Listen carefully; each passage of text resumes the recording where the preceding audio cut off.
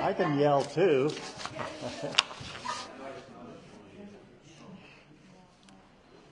I want to welcome all of you to this event, and I want to thank the Old Richmond Inn for their great hospitality and letting us use this room. My name's Rod Blanchford. I'm a precinct committeeman from Abington. I was a delegate 2 years ago, and I remember the frustration I felt when it came time to vote for Secretary of State. I had heard from all the candidates but one. That one candidate gave a short speech to the convention, and I immediately knew he was the right one. But why did I have to wait until the last minute to realize this? I organized this event so you could hear firsthand from Micah Beckwith before you vote on Saturday. We are fortunate in Indiana that we have a system within the GOP that allows the people, through representative delegates, to choose who will be their candidate for positions such as lieutenant governor. Thousands of people in our state are counting on you to make a wise choice. My hope is this event will help you in making that decision. Before I introduce Micah, would you all please stand for the Pledge of Allegiance? This will be followed by a short prayer. I pledge allegiance to the flag of the United States of America and to the republic for which it stands, one nation, under God, indivisible, with liberty and justice for all. Heavenly Father, please be with us today as we learn about Micah Beckwith. Awaken in us your wisdom and discernment as we prepare to cast votes that will affect thousands of our fellow Hoosiers this Saturday. Be with us and protect us so we do not yield to fear. Help us in our quest for clarity of mind so our decisions align with your master plan. With true inner peacefulness and purpose, may we do your will. In Jesus' name we pray. Amen. Amen. You may be seated. We are on a tight time frame. Some candidates have to go for pictures. So without further ado, please welcome Micah Beckwith. Thank you. It's good to be here with you, and Rod, and Pastor Chris, and Mark, and just thank you all for coming out and putting this together. It's really an honor. And I'm going to have Pastor Chris is going to pass out some of our flyers. Michael, you got those flyers gathered over there. So that way you have a little bit of material on me you can read over after I'm done speaking today too. But I wanted to just share a little bit about my heart for why I'm running for lieutenant governor, and also give you a little bit of my background. And so I grew up in Hillsdale, Michigan. My grandpa and dad were in the dairy industry. I went into the family business. Was a part of the college. My family's been a part of the Hillsdale College for a while, just in multiple capacities. I didn't go to school there. I went to Huntington, and that's where I ended up getting my degree in economics and business management. So that's how I became a Hoosier. In 2000, moved down here, never looked back. Married my wife, Susan, met her in college. She's from Noblesville. And so we have two beautiful children, 7- and 5-year-old Brody and Savannah. So we're living the dream. And I'm a pastor down on the north side of India at Life Church. That's how I got to know Pastor Chris. We're calling on pastors to step up and be that bold voice in the nation like they used to be back in the beginning of our nation. And so when I met Pastor Chris, it was like, brothers from another mother. I was like, man, finally there's a guy in Richmond that's preaching it and not afraid to say the truth in love. And so it's been good to get over here and be with y'all at different Patriot events. So went to Huntington. Ended up going into the family business, working in the dairy world. My dad in the early 90s, my dad started another company in the dairy world called Denelli Flavors. My dad created Moose Tracks ice cream. And so he's the inventor of that. So yes, it's. I'm sorry. Sometimes I say that, and people say your dad is the reason I gained 50 pounds. So I never know which direction that's going to go.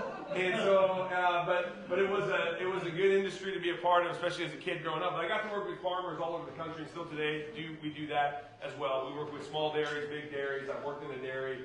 I know that industry well. I also started a nonprofit that trains up musicians, worship leaders, students who want to learn the arts and music. So playing guitar, drums, keys, writing music, but it's designed to help you in the church world. So we say, hey, use your God-given gifts, unlock your God-given potential, and it's underprivileged youth in the central Indiana area. And I've been doing that for 20 years. So I'm the president of the Sing Love Worship Ministries nonprofit. So we have had dozens of instructors that have worked for us over the years, and we've had hundreds and hundreds of students that have gone through the program, and it's really successful. So I guess my love for the community, and then I also work with the Indiana Family Institute. So in the political world, making sure that we get good, solid, faith and family focused policy down at the state legislative level. So I've worked with legislators. I've worked on testifying in committee to get good bills through the House or the Senate, or more importantly, sometimes stop bad bills that might be coming through the House or the Senate. And then I run the Hoosier Leadership Series, which is underneath the Indiana Family Institute's umbrella. Senator John Crane was the director before me. Before that, it was Sue Swayze-Leibel. Before that, it was Elise Nishala. And then Ryan McCann and Kurt Smith started that back in the early 2000s. So it's just a legacy of good leaders that have stepped into doing that. Now I have the privilege of being the director for the Hoosier Leadership Series. And we take Hoosiers all over the state, teach them how to honor God, what does the Constitution say, and how can you be effective in government.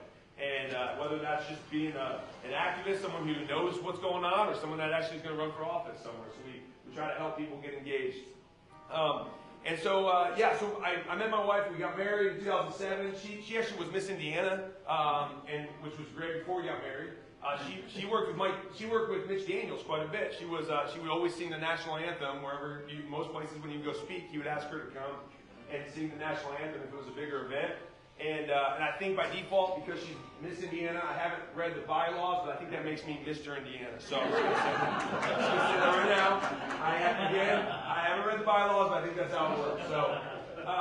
So anyway, but Mitch asked my wife Susan to file his re-election papers for him when he ran for re-election the second time around. So there's a lot of we've been in this world for a long time, kind of behind the scenes, just helping to promote truth. And I really believe Republican principles it's the party of truth. It really is. We're rooted in constitutional truth. I mean, all the way back from the 1850s in Richmond, Wisconsin, when the Republican Party started, it was to defend truth. What is the truth? That all men are created equal, right? That they are endowed by their Creator with these inalienable rights, life, liberty, and the pursuit of happiness. And that's what the Republican principles are all about. Over the last few years, I've seen in Indiana, and it's everywhere. It's not just Indiana, but it's all over the nation. There's becoming this battle within our own party between, I'll just say it, the establishment and the grassroots. And I'm not here to defend or attack either side. But what I am saying, I see it everywhere. I mean, it's happening in Michigan, where my parents are at. It's happening right here as well. And I believe the fundamental reason that's happening is because we've abandoned our principles. We don't go back to our principles. I mean, honestly, I don't know how many people in the Republican Party, if I said, can you tell me what the Republican platform, the principles of the party in Indiana actually say? And I think most Republicans wouldn't know. So to me, this is an issue of people just don't know what they don't know. And God's Word says it. Hosea 4:6. It says, my people perish for lack of knowledge, right? It's not because they're bad people. They just don't know what they don't know. And I'm a teacher. I love to teach. I love to, preach. I also teach constitutional literacy for a Christian school in Carmel one day a week, every Monday. I love American history and civics. And I believe the problem we find ourselves in today is because people genuinely just don't know what they don't know. And even the basics of our government. So as Lieutenant Governor, one of the things that I look forward to doing on behalf of the people is educating people on the process. Running for Lieutenant Governor was one of the reasons why I wanted to run, was to educate people on the process, because I've been a delegate since 2016, and I know people don't know what a delegate is, or what a delegate does, or what the Lieutenant Governor is, or what the Lieutenant Governor does.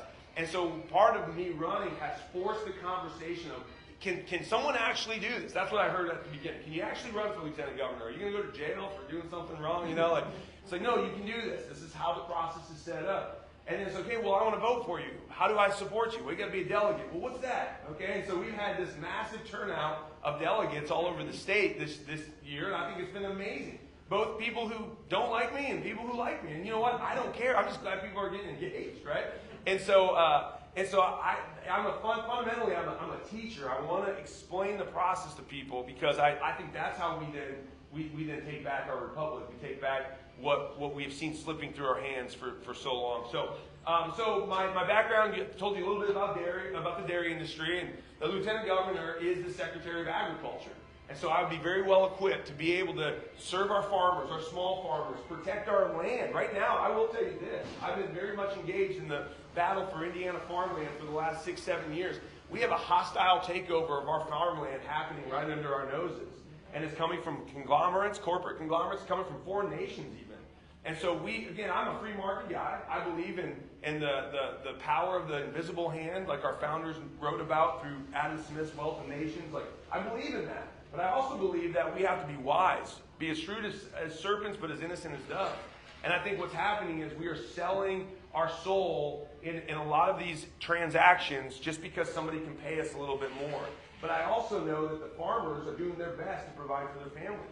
And when you have a foreign company, I saw this up in Wells County just a few weeks ago. You had a French company come in and they're offering $10 more on the dollar than what their land is worth to a farmer. And the farmer says, well, I can't make the revenue, the yield on my farmland. I'm going to sell because I got to provide for my family. And I don't blame that farmer. But what I am saying is the government has really made that the case because we've incentivized this bad behavior from foreign corporations to come in and take over our land. So as Lieutenant Governor, I would look at making sure to incentivize good behavior and decentivize bad behavior. What does that mean? I mean, little things. Let's talk about the tax abatements that are going on countywide for utility scale solar right now. And a lot of times these are foreign companies. And guess what? You don't even get to use the energy in your community. They ship it off all over the place. So it's little things like that where we're saying, well, why don't we incentivize good behavior? Why don't we incentivize that if you're gonna collect energy from our land, you got to use at least a certain amount of it here in our community.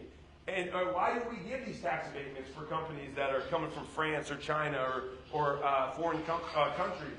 Why don't we look at how do we clamp down on that? Now I know there's some local officials that might say, well, what are we going to do about our funds? Well, listen, I think it's a both and. We can do both. I've seen it work. I've seen how small communities can bless the small farmers. They can incentivize those small farmers to make sure that they want to keep the farm. They can make a living. They can pass it on to their next generation. And at the same time, too, we can still grow the community because we want growth. I'm a growth guy. I'm a business guy, and I believe in empowering the rural communities, which leads me to the next part of being Lieutenant Governor. You oversee the Office of Community and Rural Affairs, which is economic development for small towns. I'm passionate about that. Why? Because I'm a business guy, and I want to see things grow all the time. And I'm an entrepreneur. I get bored if things aren't growing, so I want to see things grow. But I also believe it's a national security issue. And here's what I mean by that. So if we continue to graduate our sons and daughters from our high schools and local God and country communities, and then we send them to Indianapolis, we send them to Chicago, we send them to wherever the good paying jobs are, they come back and guess what? They don't have the same values as mom and dad had instilled in them. Why? Because they surround themselves with a far left, anti-American culture. So then they come back and they begin to change the DNA of our communities. And so then 10 years go by and we look at places like Fishers, Indiana. And I lived in Noblesville. I see this happen. Fishers was a rural God and country community 20 years ago. I'm going to tell you right now, they're pumping out Marxists, about 1,000 of them every year. And that's not an exaggeration. I've been in the Fishers high schools. They don't know truth. They hate America. They've been taught America is fundamentally a racist nation, an evil nation. They've been taught that communism can be the best form of governance. That's what they said. I had students in my youth group tell me that when I was a youth pastor. Pastor Micah, we believe communism is the best form of governance this world has seen, and we think America can be a communist nation. And I would say, well, first of all, you don't know history, and second of all, where'd you learn that? And they said, well, in school. And then something even more concerning started happening. They said, Pastor Micah, I can identify whatever I want to identify. If I'm a boy, I can be a girl. If I'm a girl, I can be a boy. If I want to identify as a cat. And I said, no, that's nonsense. Like this is mental illness at its core. Who's telling you that? Who's teaching you that? Well, I learned it in school. And so again, this is government schools in Indiana. Please hear me. This is the government doing this. This is our government, our Republican-controlled government doing this. Okay, so I hate to say it. I mean, I'm a Republican through and through, but the government right now is a supermajority Republican legislature. We have the executive branch that has the superintendent of public education. The schools in our state are teaching lies to our kids. Now, maybe not in every county, maybe not in every community, and I know there's some good teachers out there. But I can tell you right now, in the donut counties and in Marion County, it's happening. And guess what happens? It just spreads. It just continues to spread. So it's coming to a school near you if we don't stand up and stop it. So again, as Lieutenant Governor, that's part of my core. Now, I believe Mike Braun is going to be a good governor. I want him to be the best, most awesome conservative governor we've ever seen. I'm going to do my job as Lieutenant Governor to make him successful. I hope we can tout Mike Braun's success on a national stage. Say, look what he has done for the people of Indiana, and here is the roadmap going forward. But I also know he's very much focused on economics, which is a good thing. I think what we've missed in Indiana is someone to be a watchdog on that social, that core fundamental DNA of who we are as Hoosiers, and that's what I bring to the ticket. If you had me on that ticket, you'd have a guy like Mike Braun with the economic business background to drive that ship strong. Then you'd have me over here going into the schools, making sure that we are protecting the culture and the core values of what makes us an amazing state to go in. And lastly, the Lieutenant Governor is the chair of the Civics Education Commission. Yeah, I teach constitutional literacy and American civics and history. Like, this is right up my alley.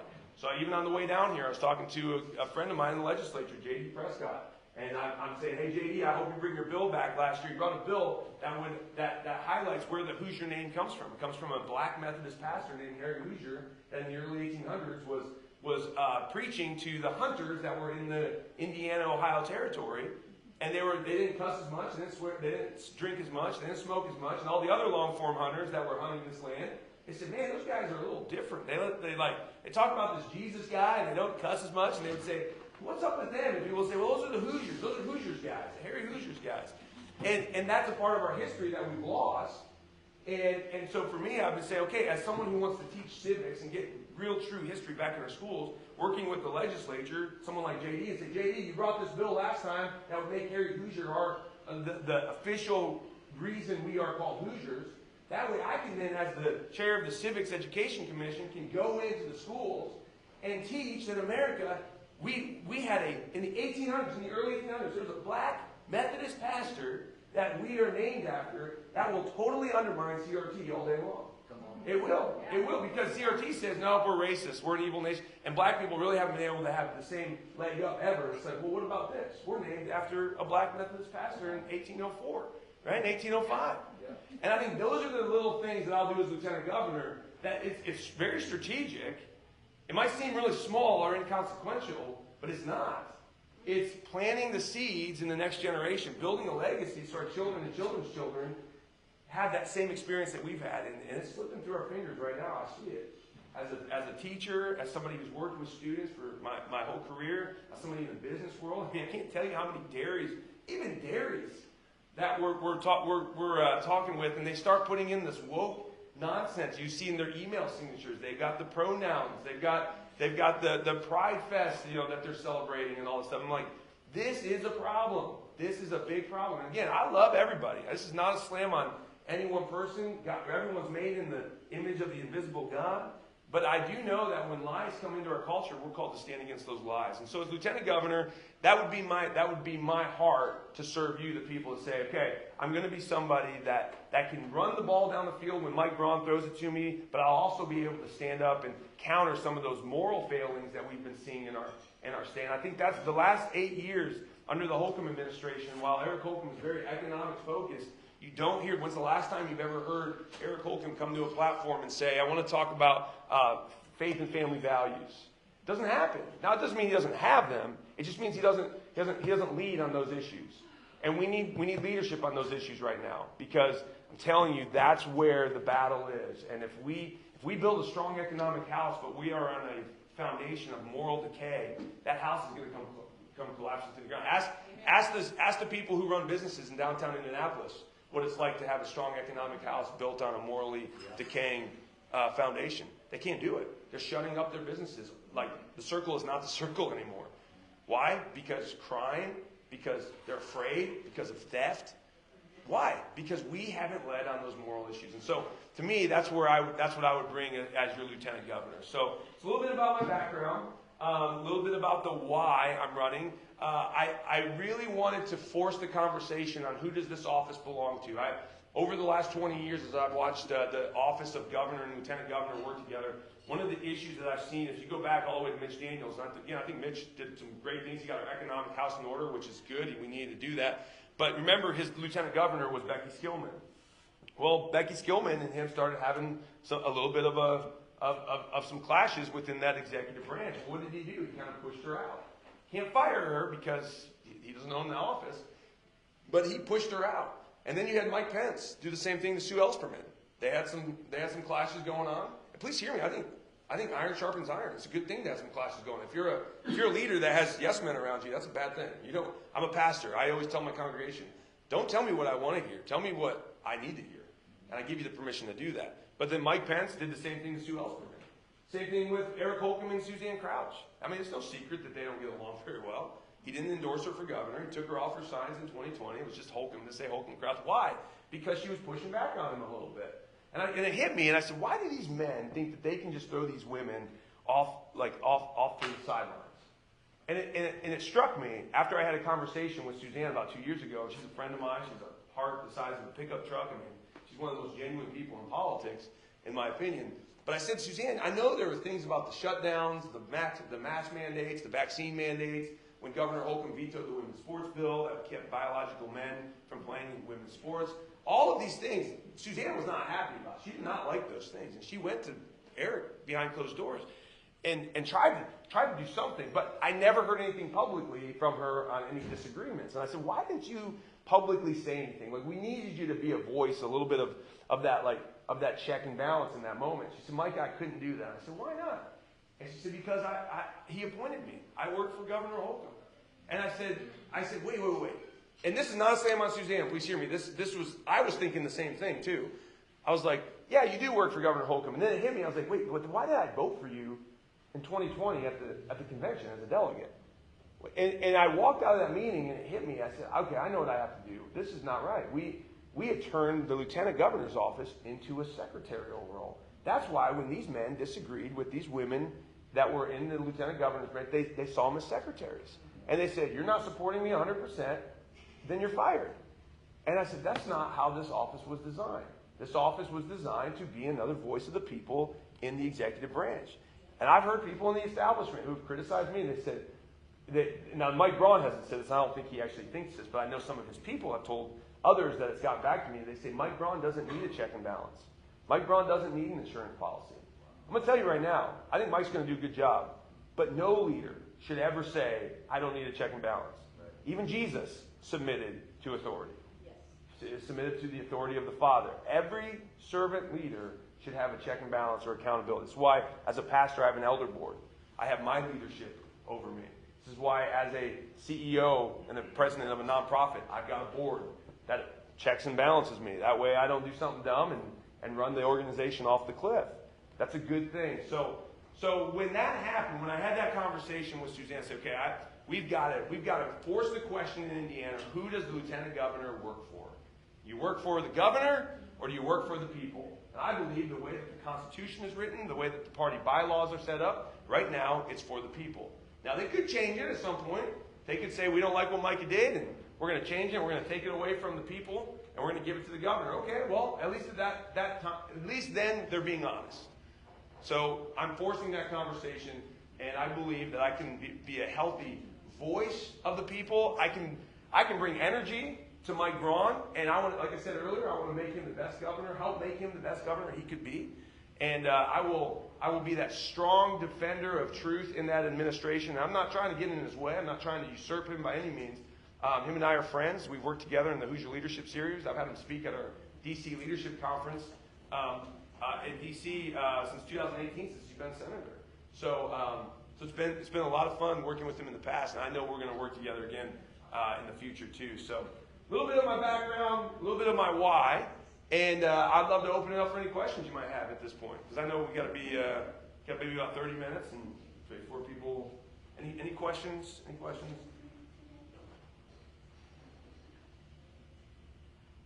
Or you can order some good food and just wait and see. But oh man, did I answer every question that you had? That's really good. It hasn't happened yet. There's quite a barrage being fired at you by Ms. McGuire and by Senator Braun in the mail and phone calls. Yeah. How do you plan to make your point clearly at the convention? Well, I'm working on that. I got about a 5-minute speech, and I'm going to lay out the points. We're writing a speech now, even as we speak, and so I'm just going to try to lay out my qualifications, lay out the why very concisely, let people know that I would be an energetic voice. I'd be a fresh voice. I mean, we also need to reach the next generation. I don't see the Republican Party growing in the 20 and 30-year-old generation. I'm 41 now. Oh man. But I also I know how to work with the next generation. So I'm actually grateful it's working out this way, though. I don't take anything that they say personally, and it's just I think it's just they're hitting on my. Well, he's not been in office. I think that's kind of the thing they keep saying. It's like he's not been in office. He's not. But I mean, I don't think you necessarily need to be in office to know how government works. It's not rocket science. I've also been around policy for a long time through the Indiana Family Institute, lobbying down the State House when you have to pay for family values. So I have a lot of qualifications, but I'm glad it's working out this way because it is actually giving delegates a choice now. And even if Mike Braun would have called me and said, Micah, I'd love for you to be my lieutenant governor pick, I would have actually said thank you, but no thanks. As governor, you're the governor nominee, but it's not yours to give away. And this is the whole point. I had two gubernatorial candidates, not Mike Braun, but two of them, that actually reached out to me as potentially being their lieutenant governor if they were elected. And I told them both. I said, I'm flattered and I'm honored, thank you, but it's not yours to give away. You can't give away something that you don't own. So that's the point. This is why I'm running. So I love that the process is playing out this way because it's given you all now the voice that I believe you deserve to have. And so, and then you make the best choice. And listen, if you choose me, I'll serve humbly and I'll be honored to serve the people for 4 years. If you don't choose me, I will still be Team Republican. I told Mike Bronson he called me the day after the election. He said, "Hey, I'm Team Braun, whether I win, lose, or draw. Like we need to have a strong team going into November." I just think if you're building a team, you got Braun at quarterback, Julie McGuire, who's a good legislator. She's been in there for about a year and a half. I think she's good. I mean, I've looked at her voting record. Seems like she's solid. If she's like the running back and she's doing well there, and then you have the opportunity to draft me off the bench and put me in a wide receiver, why would you move her over to wide receiver, block me out, keep me on the bench, and then you have a hole at wide receiver or at running back? Do you know where you're going to fill that hole from? She's from Marion County. There's going to be a caucus from Marion County to fill her spot. Now, last time I checked, and it was about 12 hours ago, Marion County is not the bastion of conservative anything, okay? So you're not going to get a stronger, more conservative person in a caucus for Julie McGuire. And now, so the team is going to be weaker, in my opinion, if you keep me on the bench, move her to a position where I don't think she's qualified. I mean, I haven't heard much from her about the why. Why does she want to be lieutenant governor? What's her ag background? What's her business background? What's her leadership and educational background? And so for me, I look at it and say, hey, I think Julie's doing well where she's at, but we've got to have a strong team going into November. And more importantly, we've got to have a strong team going into the next 4 years. Because we cannot keep taking the fire that we're taking and cowering in fear. We need a Ron DeSantis. We need a Greg Abbott. We need somebody like that in our state. And I believe Mike Braun can be that. But I also know he's got to have people around him that give him courage. Because I know, when people are in the legislature and you feel like you're alone, it's hard to have courage when you're out there by yourself. What I'll do is I'll be that armor bearer for him. I'll be that wingman for him. Say, hey, this is right. You're going to take arrows, I'll be right there with you taking arrows. Now, trust me, I've been taking a lot of arrows from the left over the last 6 years. I think the left, the only person they hate more in Indiana than me is probably Todd Rokita. And that's why Todd Rokita and I get along so well, is because it's like, man, anytime he comes in the room, they start shooting at him, I'm like, okay, good, I can take a breather, So, but it's because, he's bold, he doesn't back down. I'm bold, I don't back down. And when I believe something's right, we stand up for what we believe in. And so I think that's kind of a little bit of the barrage that's coming at me. Completely fine. I don't take it personally. I still see them as part. Listen, this is practice for starting lineup. You know, I mean, we're picking the starting lineup here. And I played sports growing up. My coaches would always tell me, hit the starters, hit them hard. I want to make sure that they're good to go for the big game. And if they're not, then maybe you can be a starter, right? And so I think now we'll come out of the convention unified and ready to go. There's no doubt in my mind. So, but that's how the process is playing out. I think it's great. So, yeah. Yeah, Mark. I thought I understood that from what I heard from others that didn't Julie support Senate Bill 4? She did, yeah. Yeah, Senate Bill 4 was the bill that took local control away from the health departments and gave it more to the state health department, and there was a payout.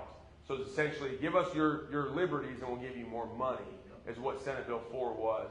And I think I want to be honest about this. She voted for it in one of the readings. It was either second or third reading. I can't remember. Maybe first. One of the readings she voted against it, and then she at the end I think it was third reading, she ended up voting for it to pass it through the final stage. But I will say this: I'm very leery of something like that, because we have seen it's a little disingenuous and dishonest for the state legislature to say that this is a good thing, because what do they do every time Washington comes into Indiana and tries to pull more control away from them? They scream about it. They say, whoa, Washington can't do this. What are you doing? And yet Washington pays them money, and then they give away their authority. And yet they hate it, and people hate it. And yet now they're doing the same thing to the counties. Right? It's like, guys, you hate it when Washington does it to you, but why are you doing it to the counties now? Well, because we know better. It's like, no, you don't. I'm sorry. Local is always best. I'm a constitutionalist. That it's so good that local authority is the highest, most powerful authority that you have in this republic. It's decentralized for a very specific reason. And so again, I think Julie did vote for it. I would have, again, I'm not a legislator, but I would have certainly, as lieutenant governor, I would have been very much fighting behind closed doors. And then if I needed to, vocally out there. People have asked me, how would you address a confrontation that you have with the governor or with the legislature? Well, I follow Matthew 18. Matthew 18 says, go to the person in private first if you have an issue with them. If it doesn't change, then take somebody with you. So I'd find some legislators and say, hey, we need to go and try to address this. And then if it's a hill to die on, and that's the question I ask myself: what hills am I willing to die on? What hills am I not willing to die on? So I'll give you an example, like life at conception. That's a hill that I die on. I believe life starts at conception. I'm gonna value life everywhere. But if it's something like SB4, I would also say that probably would have been a hill I would die on, because we just saw what Dr. Fauci did. We saw what the abuses of the CDC and the NIH did to the United States. And we also saw what the state health department did to local. I mean, remember, we had the state and local health departments telling kids they need to wear masks at basketball practice. That is stupid. And we know how stupid it is. It's not only stupid, it's dangerous. And yet you had the health department saying, no, this was totally right. And now we know. And do you know how we know? Because they've totally gone quiet about it. And they know, and if they knew they were right, and if there's any science to back it up, they would be touting it too. They'd say, no, we were right. They've gone quiet. Why? Because they know they're wrong. And I was talking to a lady the other day. She's, I would say, part of the establishment. And she was saying, Micah, I'm not voting for you. And I don't like how you push back on, the Republican Party. And I said, well, give me an example. She said, well, you were very outspoken against the COVID lockdowns. I said, yeah, for good reason, because it was unconstitutional. It was wrong. And she said, well, are we ever going to move past the COVID stuff? And I said, no, we're not. And I said, I'm not going to let you move past it. And she said, well, see, that's the problem. I said, do we move past the Holocaust? Do we move past 9/11? Do we move past Pearl Harbor? Do we move past any of those things, those atrocities that were done to humans because of the government? No, we don't move past them. We learn to move on in the sense of, like, we're healing, but we don't forget them. And I said to her, the reason I'm not going to forget what the government did is because there were people that lost loved ones. My cousin died because the government lockdowns. And she gave up the last year and a half of her life on top of that. She ended up getting cancer, but she was so scared because of what the government said. She stayed in her house for a year and a half, newborn baby. She never came out. My aunt and uncle, her parents, never got to see her for the last year and a half of her life. And then she found out she had cancer, and she died 4 months later. She was only 36 years old. And she gave up, so the government stole the last year and a half of my cousin's life that she could have had with my aunt and uncle as parents and grandparents. The government stole that away from them. And that's just one example. People took their own lives. Anxiety, fear, depression is through the roof. Students don't know how to read right now at the level that they used to. I mean, look at what the government did. And I'm not saying that, again, to harp on it. I'm just saying that we can't forget it. And so, again, it's a long answer to SB4, but that's why I would be passionate about saying, no, forgive me, but I don't trust this, big daddy government to handle my health decisions. So I did write 4,500 religious exemptions for people in the state of Indiana during the COVID vaccines, the mandates that were happening, because I had people coming to me in Indiana at my church, started my church, and then all over saying, I'm going to get kicked out of my school, I'm going to lose my job, I'm going to be dishonorably discharged from the military. They say, Pastor, what can you do to help us? And at first I called my legislators. Then I called anybody in local office. And I said, can you guys help these people? They're going to get, their lives are getting destroyed. Can you do anything? You know what everyone always said? Can't do anything. It's not my authority. Blame that guy. It was this. Everywhere. And so finally I said, you know what? I'm going to do it. I'm going to take what I have that God's given me. I'm going to do something about it. So I wrote a couple of religious exemptions for people.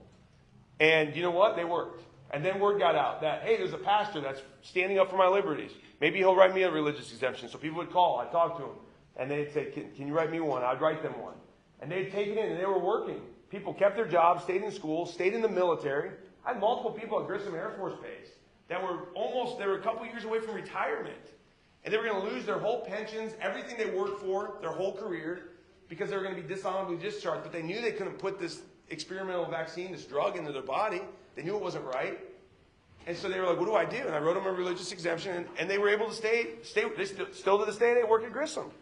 And so I will argue that as a pastor, I did more to protect the liberties of Hoosiers over the last 3 years than anybody in government did.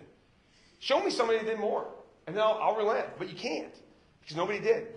And I was right there on the front lines defending the liberties of Hoosiers. And so if I did that as a pastor, imagine what I would do for the people of Indiana as lieutenant governor. That's my pitch to people when I'm out there. If you want somebody that's going to defend you and your family. Let me talk about taxes. Have your taxes gone up or gone down in the last 15 years? Okay? Has government grown or shrunk in the last 15 years? Okay, in the last 15 years we've had Republican-controlled government. We've had a supermajority. Republican-controlled government. Aren't Republicans, last time I read the manual of how to be a Republican, I thought it was supposed to be tax breaks and cuts and limited government, but yet we've done the opposite. And again, it's not because Republicanism is bad, it's because we just have people that they compromise on what Republicanism is. I'll say this, I talked to a leader in the state party. You would know her name if I told you her name. I'm not going to do that, but maybe you can assume. But I said, I would love for you to defend Republican principles. And she told me, she said, Micah, we don't have Republican principles. She said, Republicans don't have principles. That was her exact words. Micah, Republicans don't have principles. And I literally laughed, just like I'm laughing now. I said, yeah, we do. It's called the party platform. And that's our vision statement. I'm a business owner. Anytime we start a new business or an endeavor, we always start with a vision statement, and then we have our mission statement. I said, we have that in the Republican Party. And she said, the majority of Republicans in it doesn't have anything to do with the platform. And she doesn't like the platform because I know there's certain things in the platform, like being pro-life and pro-traditional marriage, that she herself does not like. So she doesn't want to adhere to the platform. That's the problem. And she said, the majority of Republicans didn't vote for that. I said, yeah, they did. It's called representative government. When we voted for delegates like me to go down to the state convention to fight over, to hash out, and to ratify our platform. And she said, well, you have no right to tell me I can't be a Republican, and I have no right to tell you can't be a Republican. I said, Republicanism is not what you or I think. It's the platform of what we stand on. And if we don't stand up for something, we're going to fall for anything. That's right. And again, it hit me when I walked out of that meeting that that's really the problem, right? Why have we raised taxes? Why have we grown government? Because we have leaders that don't know Republican principles, or leaders that think we don't even have principles in the party. I will stand up for Republican principles. I know Republican principles. As your lieutenant governor, I will not back down on Republican principles. That doesn't mean that you kick people out of the party left and right. No. You educate them to what the principles are. I'm a teacher. I think people, when you can explain it and they're genuinely coming at it from a good place of good faith, we can win the argument. We can make the argument because we have truth on our side. So I'm not threatened by anybody questioning me. Like, if you want to question me, if you want to say, as Lieutenant Governor, I don't like what you did here, that's a good thing. Because if I can't defend it, then I don't know it well enough. But if I can defend it, then maybe we'll come to some aspect of a place of truth, right? And maybe you'll see it. So again, that's a little bit of my principles of leadership. Good question. Any other questions? Rob. What are your views on taxes, in terms of policy? Mm-hmm. Well, I would. Especially the gas tax. Yes. Which I think we're like 8th in the country now. Yeah, we're pretty high up. Well, it goes up every year. So. Yeah. So listen. I'm somebody that says anytime you want to offer a tax cut, I'm gonna do everything I can to support that. I love the idea of tax cuts. Whether we cut the gas tax, whether we cut income tax, like Suzanne Crouch was aspiring to. And I know there's critics always come out of the world. You can't do that. And what I've said is I've laid out a plan, and I'm working with some legislators even right now. And I'm not a legislator as Lieutenant Governor. I would be somebody that just influences where I can influence. And I would work with legislators and say, hey, have we thought about these solutions to these problems? And let them run with it. And maybe they push back and say, well, Micah, you're not seeing this over here. That's great. We're going to get the conversation started. So one of the things I've done is rolled out a property tax relief plan. And I've worked with a couple state legislators that already, I was talking to one on the way down here, and he said, I think we got a lot of traction on this in the next session, and we might be able to see property tax get cut back pretty drastically, and still, for all the local officials in here, and still be able to fund local government just fine. So it's not because property taxes right now in some rural communities, it's 70-80% of their operating revenue, of their revenue. And so we don't want to pull the rug out from under property taxes too quickly, because it'll hurt local governments and local operations of what we need in our towns and our cities. So, but what I proposed is things like if you've been in your home for 10 years and you're 65 and older, you can opt out of property taxes, and at age 65. So that way you never are in jeopardy of losing your home just because you can't pay the government rent to stay on your home. I'm talking to countless older individuals that are on fixed incomes, and they can't afford to stay in their homes. They own their homes, and they can't afford to stay in their homes. Think about that. That's wrong. And is it really your property if you have to pay the government rent to stay there? I mean, I think that's a fundamental question. But the other something else I'd love to see is when you buy your home. If you buy your home for $200,000, like I did 11 years ago, and it's gone up 100% in value. The assessed value is now about $400,000, and we always hear we have a 1% a property tax cap, which is true, but so did California 25 years ago. And the government, you know how they got their money? They just keep bumping up those assessments. That's why you can't buy a two-bedroom ranch for less than $1 million out in California. Because when you pay 1% on $1 million, that's more than 1% on $200,000. I was not a math whiz, but I know how that works, okay? And so if you buy your house, you lock in the property tax at the value, the assessed value, or the purchase price. I'm sorry, not the assessed, the purchase price of the home, and it never goes up until you sell the house. So that right there would be, you would know that your property gets you know what your property taxes are from the moment you buy the house. I think that helps local families. I think that helps people actually be able to know, okay, I can plan for the future accordingly. So those are a couple, and I've also offered solutions on agriculture land too, helping our farmers. They pay 2% on their land and 3% on the buildings on their land. I would love to see that drop to 1% for all of them as well. So I've laid that out, and I've presented that to a couple legislators, and I think they're going to actually take it up and run with it. And again, is it the perfect solution? Probably not, but it's a start. And we'll find the kinks, and we'll work those out, and then go from there. So, yeah. Thanks, Rob. Any other questions? I know we're let's see, getting up to 3:30 here. Yes. How do you feel about medical marijuana? So I grew up in Michigan, and that's where my family still lives. They legalized recreational marijuana. My only concern with medical marijuana is we prescribe harder drugs, way harder drugs than marijuana. The hard part is, how do you stay consistent, right? Because if you can prescribe opioids, that can destroy somebody's life almost instantly if they don't know what they're doing with them. Marijuana doesn't do that, at least. But I will say this: marijuana in Michigan, that's where they started. Colorado, that's where they started as well. Oh, just medical. We'll just do it for medical. They then moved to recreational. And I don't want it to be recreational. I'm going to tell you that right now, because I've worked with students. This would be a gateway right into the harder drugs. This would be a gateway into things that we don't want our communities to fall prey to. And so my question would be, how do we ensure that the medical step isn't just a slippery slope leading to full-on recreational? And I'd have to have some really good assurances from people in the legislature, like here's the blockades that we're putting in. So it's a very inconsistent argument when we talk about medical marijuana, because to my point earlier, we prescribe much more dangerous drugs than medical marijuana. But again, I know where this goes because I've seen it. And now even Colorado is calling for the repeal. Like, there's a loud outcry for the repeal of recreational marijuana to get it back to just medical. Why? Because it's destroying their state. Kids are getting it in droves. It's just destroying the next generation. And so that would be the question I would have. I would say right now, I'm going to err on the side of caution and say no.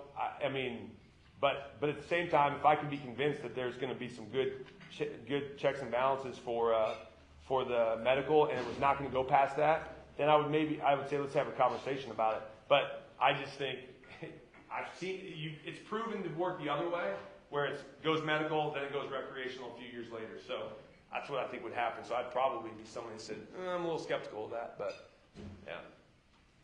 Good question. Wait. Well, guys, thank you so much for your time, and I really appreciate you taking. This is a busy day. I mean, I get it. Coming out to hear a politician speak is usually not somebody's idea of fun. Okay, so thank you for actually engaging in the process.